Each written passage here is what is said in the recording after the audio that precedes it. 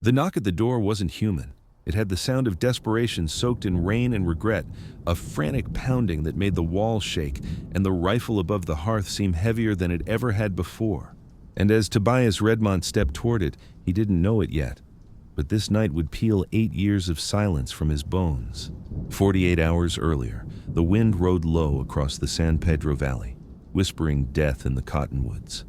The land was cracked and wide and cruel, a place that forgot men the moment they died in it. On a hill just west of a dry wash, where grass never grew and wolves never lingered, stood Tobias's ranch, weather-beaten, silent, a dot on the map no one ever visited twice.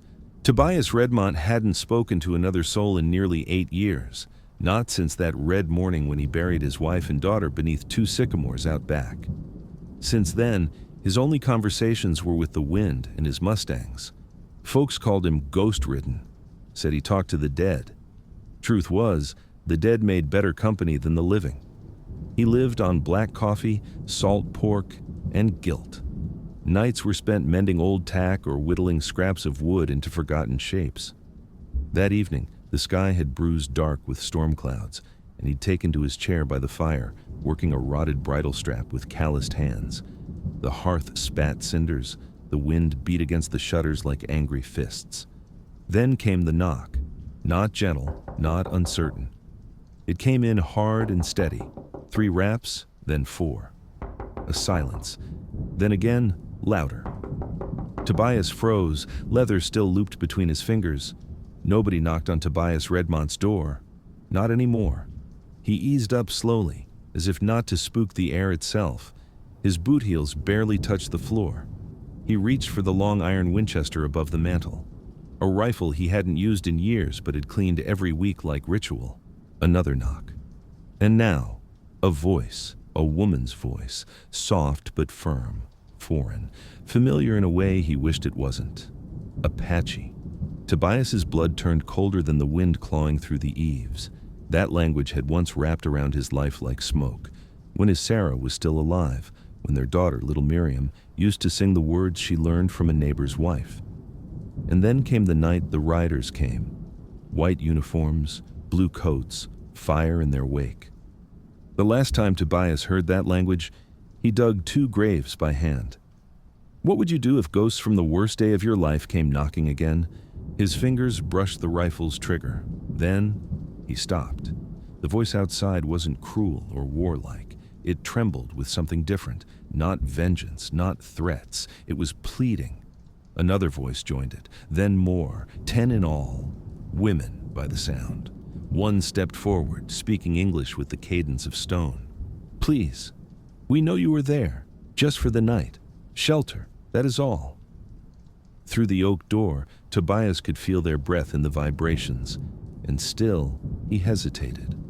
8 years alone had taught him the value of caution, but 8 years of sorrow had also taught him that sometimes the worst risk is living without risking anything at all. He glanced at the shutter. The storm outside was howling now, sending dirt and water in sheets against the walls. Lightning lit up the yard like a battlefield. He closed his eyes and saw Sarah. "Kindness," she used to say, "is what separates us from the beasts, Toby." But Sarah had been wrong. Kindness hadn't saved her. Still, his hand dropped from the rifle. The bar across the door was old wrought iron, set deep into the jamb. He hadn't lifted it in years. It groaned like a dying steer as he raised it. The door swung open. What he saw would haunt him forever. 10 Apache women. Their dresses clung to their skin, soaked through and shredded by brush and stone. Blood ran down cheeks and legs and shoulders. The youngest clutched a bundle, breathing faintly, barely, wrapped in a frayed army blanket. The oldest woman had hair silvered with time and a look in her eye that said death no longer scared her. But the one who had spoken, she stepped forward. A long cut split her brow. Blood tracked the side of her face. One shoulder of her dress was torn clean, but she stood with a spine forged in fire, proud, not defiant, just unbreakable. "I am Ayana," she said, voice clear despite the wind. "These are my sisters, my daughters, my people. We have been hunted for 3 days. We are not warriors, but we will not die out there." Tobias opened his mouth to ask, why, who, where, but then his eyes dropped to the infant in the arms of a girl not older than Miriam had been. Its lips were blue. "Come in," he heard himself say. The women moved quickly, like shadows. They swept into the room, filling the space with damp breath urgency. His cabin, once so vast and silent, suddenly felt too small to hold the weight they carried. Ayana was the last through the door. "The soldiers, they are not far," she said. "Maybe an hour, maybe less. They will not stop until we are all dead." Tobias slid the bar back into place, knowing it wouldn't hold long if someone truly wanted in. "Why?" he asked her. "Why are they chasing you?" Ayana looked him in the eye, and in that look Tobias saw everything. Burned villages, dead husbands, children silenced mid-scream. "Because we ran instead of dying quiet. Because we fought back when they came to take everything. And because one of their officers will not want the world to know what he did to my youngest sister." Tobias turned to the fire. Something twisted in his gut. He knew that kind of man. He'd seen them on both sides of the war. "How many are coming?" 8, maybe 10, led by a Captain Morrison. Tobias's jaw clenched. Morrison. He remembered the name, a reputation, brutal, efficient, a man who called Apache raids justifications for extermination. His true enemy was the truth. "I have a cellar," Tobias said. "Stone walls, hidden door. Might fit all of you. Tight, but..." Ayana shook her head. "If they find us here, you die too. If they find signs someone was here, they'll burn this place down. We will not bring your death." Tobias almost laughed. The sound came out like gravel. "Lady, I became their enemy a long time ago." A silence fell, until in the distance, so faint it might have been the wind, came the whinny of a horse, and then another. Hooves in the mud. Morrison was close, but Tobias turned back to the women and froze. Ayana no longer looked like a refugee. Her posture shifted. Her hand rested on a blade drawn from beneath her skirts. Behind her, the other women moved, not aimlessly, but with the fluid assurance of warriors assuming positions. He looked from one to the next. Hidden knives, calm eyes, precise footsteps. "You're not helpless," Tobias said. "We never were," Ayana answered, and in that moment Tobias realized this wasn't an accident. This was a plan, and they had chosen his land for a reason. Rain sluiced off the eaves like tears from heaven, and in the mud beyond the fence line, a low, steady clop of hooves crept closer. Tobias Redmont moved to the window, peeled back the leather curtain just enough to see shadowed movement through the storm. He counted 4 silhouettes at first, then 5. All mounted, all moving like they'd done this before. These were no rookies on patrol. These were soldiers who hunted like wolves. Inside, Ayana crouched by the hearth, sharpening her knife with the quiet rhythm of someone who had done so in darker places. The other women moved with practiced economy, 2 checking sightlines from the windows, another slipping behind the stove, crouching low. There were no frantic movements, no wasted breath. They had prepared for this. They had chosen this fight. Tobias stepped away from the window. His boots left faint prints in the warped floorboards. "There's still time to run," he said. "No," Ayana answered. "We've run far enough." Her tone had iron in it. It wasn't pride, it wasn't foolishness, it was final. You ever stood in a room where death was expected? Where nobody said it, but everyone knew? It changes the air, makes it heavier. You taste copper in your mouth and time starts ticking louder than the rain on the roof. Tobias moved to a tall cupboard near the stairs. Inside, wrapped in oiled deer hide, was the past he'd tried to forget. A miner's box of dynamite, 6 sticks, 3 fuses, 2 blasting caps still dry and viable. He turned and set the explosives on the table, his fingers moving with the unconscious rhythm of habit, not because he wanted to blow something up, yet, but because if tonight was going to end in fire, he wanted to be the one who lit the match. "We use that," Ayanna said. "We all die." "Maybe," Tobias replied, "but so do they." A young woman approached. She couldn't have been more than 17, her dark hair braided back with beads and bits of silver. She carried the baby, now wrapped in Tobias's wool blanket, close to her chest. Her eyes met his for a moment. Silent thanks, or maybe a question he wasn't ready to answer. "We could still hide them," Tobias offered. "You, the baby, a few of you, the cellar." "No," Ayanna said again, firmer. "They'll search the house, they always search. And if they find one, they'll kill 10.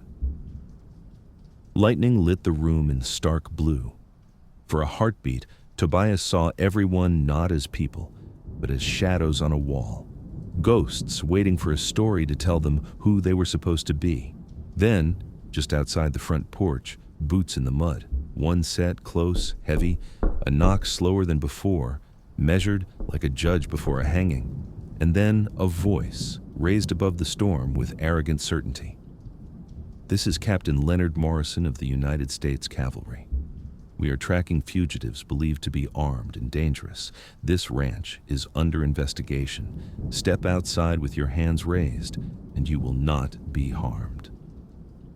Tobias didn't move. Neither did Ayanna. "He always does this," she said. "Talks first, tries to see your face, tries to smell fear." "You've faced him before?" Tobias asked. Ayanna's eyes went cold. "He was at Bosque Redondo." Tobias felt something drop inside him like a stone into a dry well.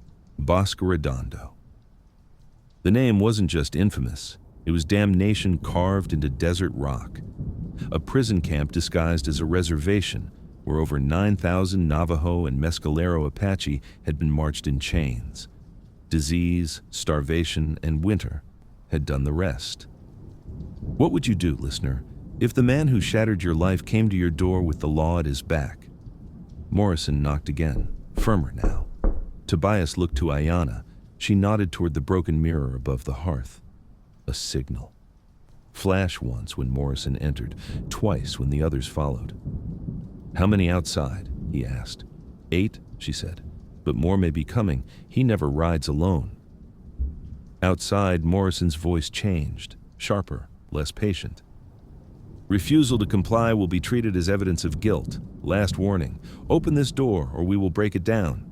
Ayanna moved beside Tobias. She held a second blade now, smaller, curved, bone-handled, not for show, for slicing throats. "Let him come," she said. "We've waited long enough."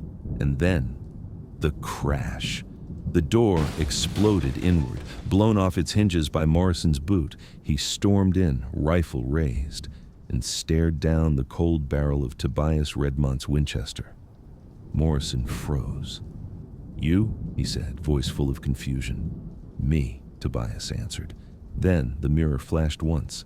Ayanna moved like smoke. Her blade struck true, sliding beneath Morrison's ribs with the grace of vengeance sharpened over 3 days of running and 3 years of rage. Morrison gasped, hands clawing at his chest. Ayanna leaned close, whispering words not meant for the living. "This is for my sister." He crumpled, eyes wide, mouth trembling, and died on Tobias's floor. But before the blood finished pooling, they heard it. More horses, more voices, more soldiers. Morrison had been the tip of the spear. The real army was arriving now. 15, maybe 20 men, torches bobbing in the rain like jackals' eyes. Ayanna looked at Tobias, calm as death. "This isn't over." Tobias moved to the window and saw the valley below fill with riders, some in uniform, some in plain clothes, but all armed, all coming. "Then we make our stand." Ayanna's hand rested on his shoulder, not tenderly, but with shared purpose. "You don't have to stay," she said. "This is our fight." Tobias shook his head. "Not anymore. This land's seen too much evil. Time it saw something good." In the yard, men shouted orders. Boots splashed through the mud, rifles loaded, horses tied, torches planted. A siege was forming, and Tobias Redmont, hermit, widower, ghost of the high desert, was right in the middle of it. The rain had slowed to a steady, mournful patter, but the air still smelled of copper and fire. Captain Morrison lay dead at Tobias's feet, his eyes frozen wide with surprise, like a man who had finally seen his own reflection and didn't like what looked back. Ayanna wiped her blade clean with the hem of Morrison's coat. Around them, her women moved like shadows, reloading, checking corners, preparing for the second storm. Because the first had been weather, the second would be blood. Outside, soldiers fanned out across the dark ridges and gullies below the ranch. They moved with purpose, but not panic.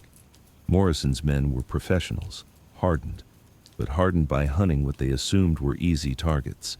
That assumption was about to cost them. Tobias moved with urgency now. Gone was the man who stitched leather by firelight.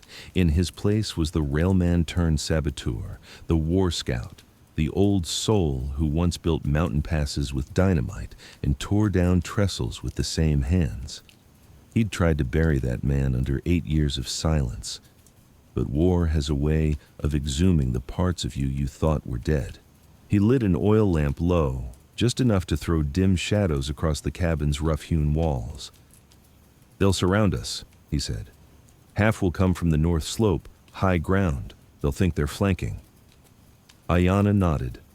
2 of her daughters moved out the back door, vanishing into the rain with traps and blades tucked beneath their skirts. "We turned the flanks into graves," one of them muttered. Tobias laid out the last of the dynamite on the kitchen table. "We won't use it unless we have to," he told Ayanna. "But if they get too close..." "If they do," she said, "we will light it together." He gave her a look. There was no fear in her, only resolution. Through the window came the sound of a voice, a new one, older, commanding, and it rang across the land like a judge pronouncing sentence. "This is Colonel Thomas Bradley of the United States Army. You are harboring fugitives. Surrender immediately or be treated as enemy combatants." Tobias stiffened. Bradley. He knew that name. And more importantly, he knew the kind of man it belonged to. Bradley had made his reputation by pacifying settlements across 3 territories, the kind of officer who gave medals for burning food stores and calling it strategy.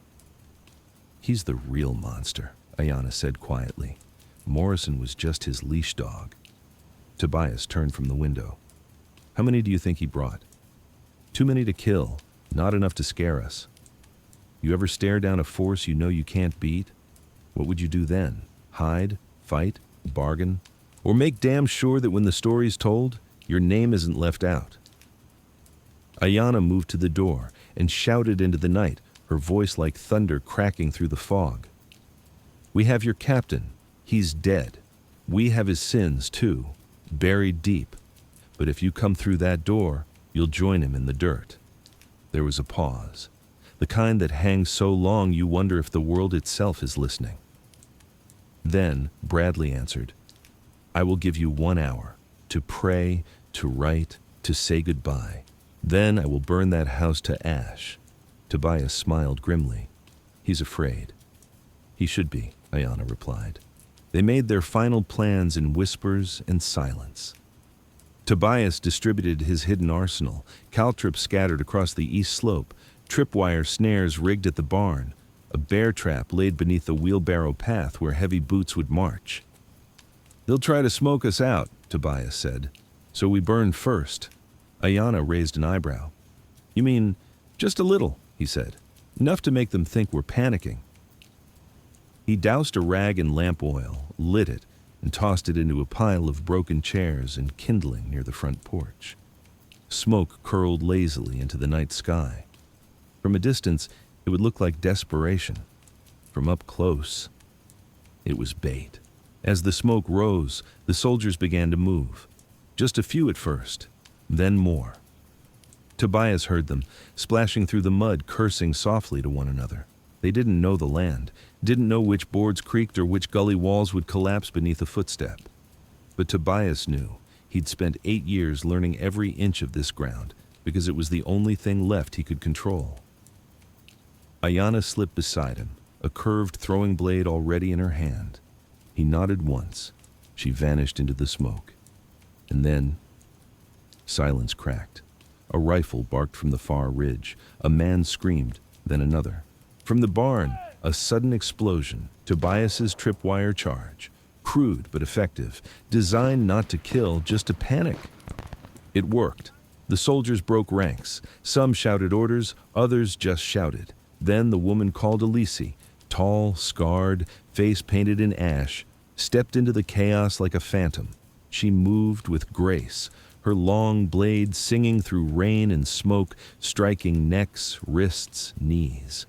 In less than 2 minutes, the north flank had been shredded. But the east side, where Bradley waited, remained. And then, a child cried.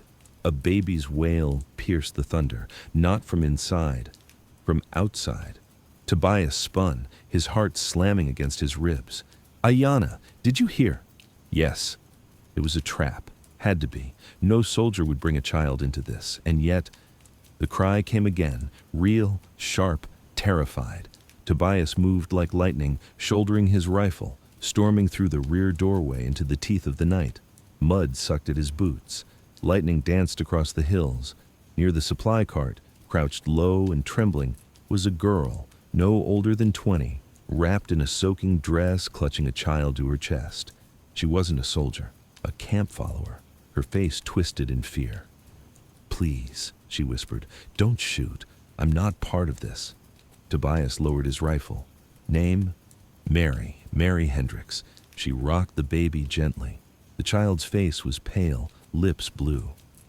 "Morrison said it was safe," she stammered. "Said we'd just scare some Indians into surrender." Tobias felt his jaw tighten. He'd heard this story before, in 100 different ways, in every language men used to justify cruelty. "Mary," he said softly, "I need you to run. Now into the creek bed, south. You'll hit a trading post in 5 miles. Tell them Tobias Redmont sent you." She blinked. Recognition sparked faintly. "You're the ghost man." "Not anymore," he said. "Now go." But behind him, a shout. Soldiers had seen him. 2, no 3. They raised rifles. Then, thip-thip, 2 fell where they stood. Ayanna's women, hidden in the brush, silent and deadly. Tobias turned back.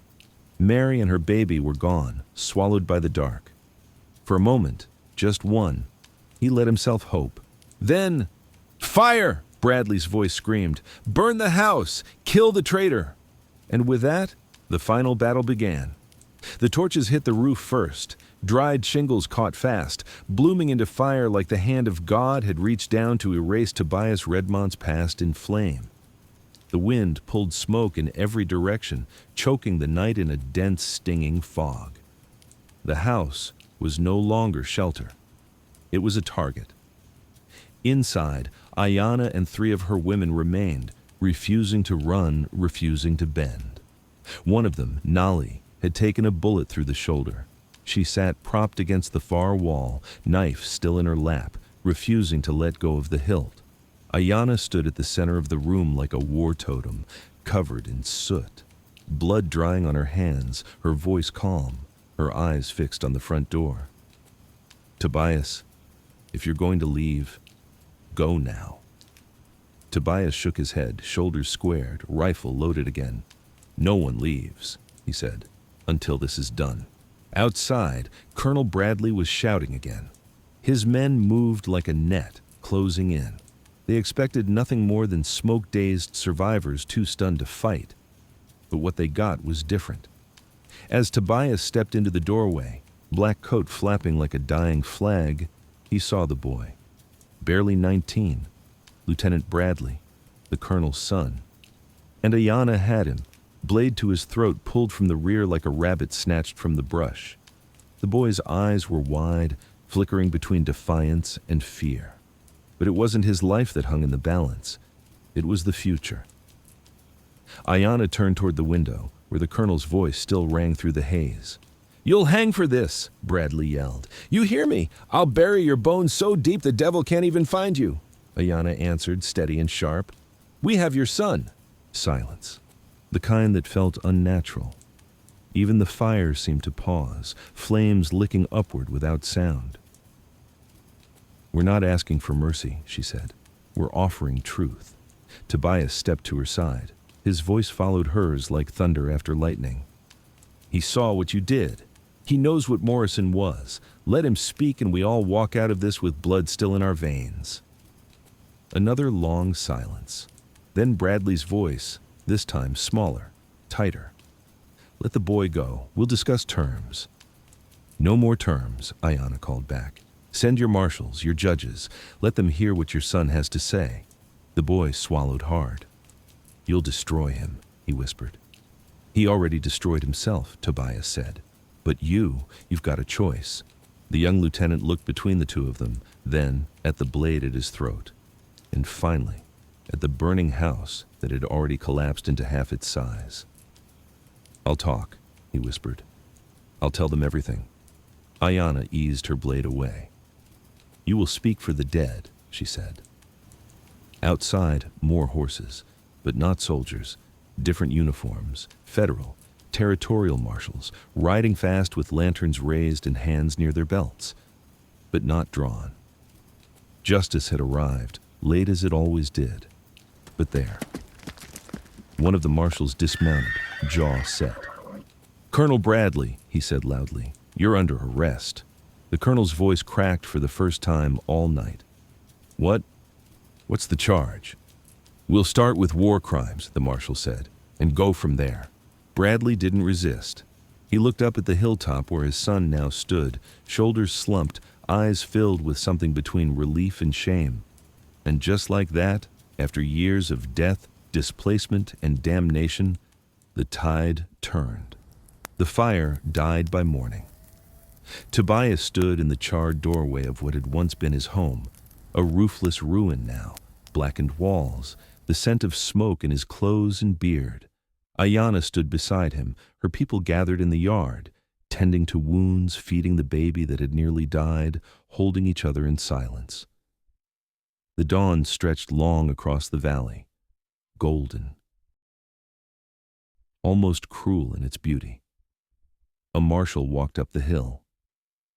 We're taking them into federal custody, he said quietly, nodding to Ayanna's group. But not for prosecution. Protection. Compensation's already being arranged. Tobias nodded. He had no words left. And you? The marshal asked. Tobias looked at his hands, calloused, bloody, human. I think I'm done hiding. You'll be marked after this, the marshal warned. Men like Bradley have friends. Army won't forgive this. They already took everything from me, Tobias said. This time I took something back. He walked over to Ayanna. Where will you go? North. There are families waiting. Old blood that survived what they tried to end. She paused, looked at the remains of the cabin. What about you? Tobias looked west, where the horizon promised nothing but wild country and blank space. I hear there's need for builders in Yuma, men who know how to make things strong enough to last. Ayanna smiled. We are not done with you, Tobias Redmont. No, he said. You woke me up. They parted without fanfare, no ceremony, just the quiet understanding of people who had stood on the edge of death and chosen to live anyway. As Ayanna and her women rode north, new blood, old spirits, Tobias saddled his horse and turned west, carrying no possessions but his rifle and the name of the woman whose ghost he'd finally laid to rest. In the years that followed, stories would rise from the hills of Arizona and echo across the frontier. Stories of 10 Apache women who outfoxed an army, of a colonel brought to ruin by his own son's voice, and of a rancher who lived like a ghost until the night thunder came knocking, and he chose to open the door. Because sometimes the Wild West wasn't about outlaws or shootouts. Sometimes it was about a man choosing to be human again, and that made all the difference. If you felt that in your gut, click subscribe for more stories that sting like truth and burn like justice.